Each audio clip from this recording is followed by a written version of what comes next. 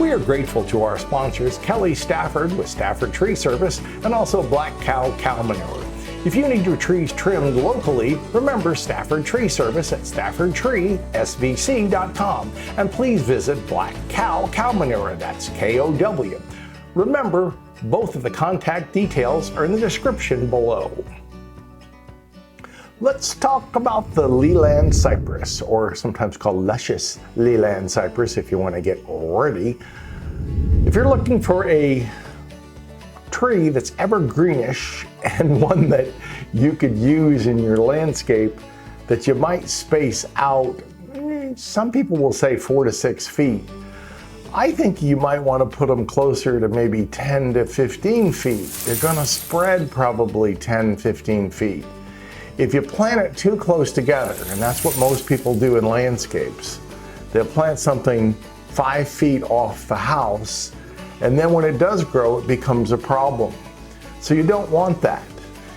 And if you are, yes, looking at that, as you should, and paying attention to what we're doing, you want to make sure that you have this growing in an area where it has room to grow.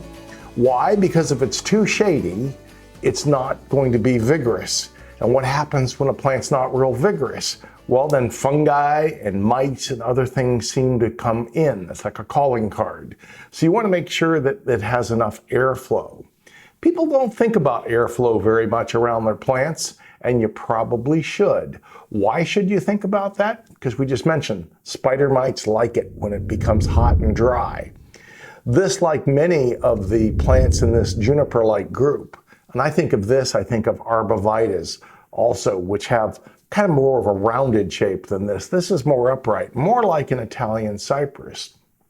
And because of that, it makes a nice visual effect. If you're looking for a screening plant, I think you couldn't do much better than a Leyland cypress.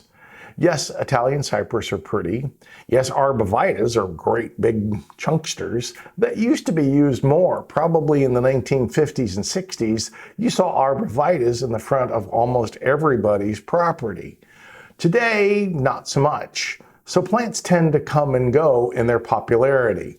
The Leyland cypress is one that I think has become more of an it plant in the last 10 to 15 years. So plants do come into favor. The Leyland cypress is one. Now in the container here, you can see it's a little bit off center. I wouldn't worry about that, but when you do plant it, I'd want to make sure it's nice and straight toward heaven, if you can do that. And that means just trying to make it, don't let it start to grow off at a bad angle, because if it does, it'll continue to grow off in that bad angle.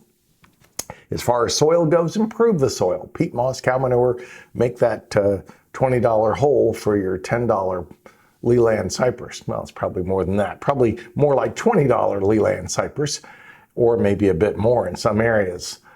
The Leyland cypress won't have many problems. We mentioned spider mites. There are some materials that can be used for spider mites if that becomes a problem. But once again, if you have good oxygen flow, good airflow, you'll have less problems than if they're right growing over each other. So remember that airflow is important. Improve the soil, fertilize it. Often people will use a time-released fertilizer, and you'll actually see it in this one, some little tiny specks of time-released fertilizer, little green dots, if you will. Full sun for best growth. Partial shade, they'll take it. They'll probably get to be 25 to 30 feet tall in most areas. They could get, in an ideal soil, probably up to 40 or 50 feet. That's unusual, but it depends on your soil.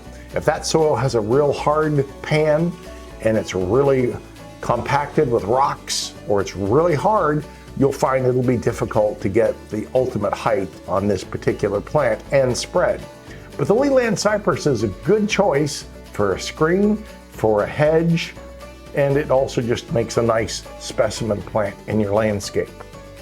Once again, we thank you, of course, for sending us questions, letting us know where you're at, where you're calling, or where you're coming from. I should say not calling, but where you're watching us from. We appreciate that. And if you tell your neighbors and friends to subscribe, well, that helps us help you. Once again, thanks for watching.